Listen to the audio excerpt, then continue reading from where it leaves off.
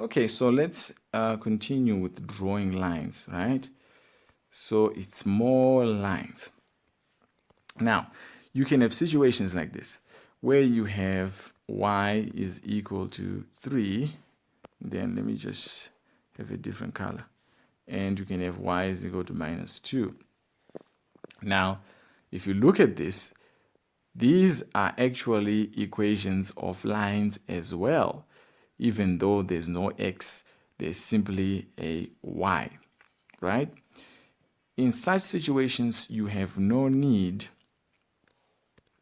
of drawing a table of values, because what this statement is saying is that the value of y is always equal to 3, no matter what the value of x is, or the value of y is always equal to 2 minus 2, sorry, no matter what the value of x is. So when we're drawing, this is what this is going to look like, right? So let's have our y-axis and have our x-axis. Again, make sure you use a ruler. Make sure you use a ruler and draw something worth your time.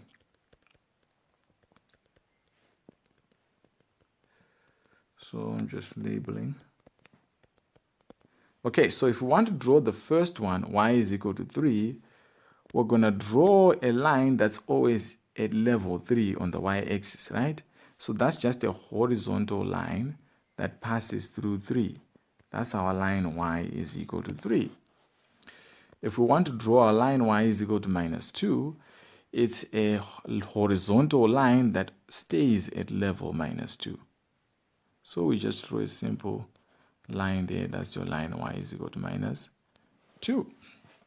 So whenever you see an equation which is straightforward, y is equal to 3, y is equal to minus 2, y is equal to 1, y is equal to no x involved, no need to draw a table of values, because the value of y is always equal to 3 no matter what the value of x is. Just draw a horizontal line that passes through that point on the y-axis.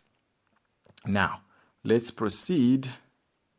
We can have some lines that have these equations. X is equal to 2 and x is equal to minus 1.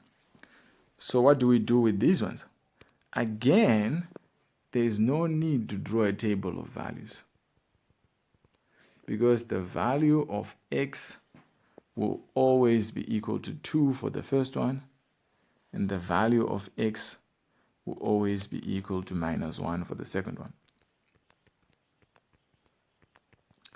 So we label that, use a ruler, make sure you draw something neat.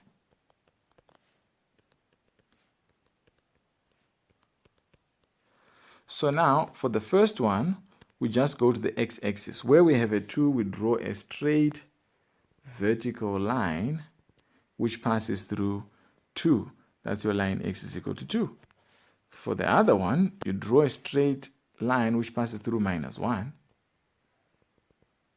with a ruler. That's your line x is equal to minus 1.